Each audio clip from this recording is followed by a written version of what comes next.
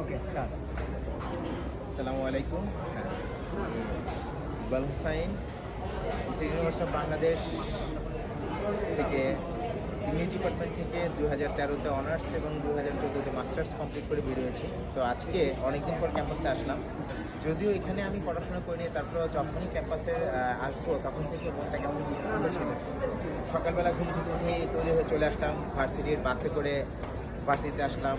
আগের যে প্রাক্তন শিক্ষক ছিল তাদের সাথে দেখা হলো। আসলে এখানে আসার একটা উদ্দেশ্য আছে, সেটা হচ্ছে লাস্ট এনটিআরসি এর মাধ্যমে আমার ষষ্ঠ বিজ্ঞপ্তির মাধ্যমে আমি নিয়োগ পেয়েছি একটা এমপিওভুক্ত স্কুলে। ওই স্কুলে নিয়োগ পাওয়ার পরিপ্রেক্ষিতে আমাকে সার্টিফিকেটগুলো ভেরিফিকেশন করতে হবে, এর জন্য আসলাম আর কি। তো যাই হোক, সেই পরিপ্রেক্ষিতে দু চারটা কথা বলা ইউনিভার্সিটি এবং আমার জব হচ্ছে যে আসলে ইংরেজিতে পড়ে যে কী করা যায় কি না করা যায় অনেক আমরা চিন্তা করি।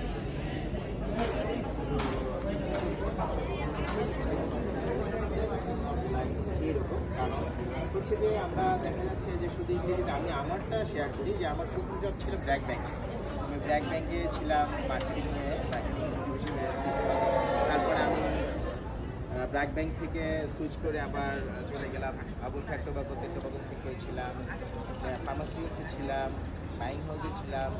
লাস্টলি আমি লাস্ট 6 ইয়ার আমি এবং আলহামদুলিল্লাহ আমার কাছে অশেষ শুক্রিয়া যে আমি এখন ফাইনালি আমার নিজের একটা স্টেজ থেকে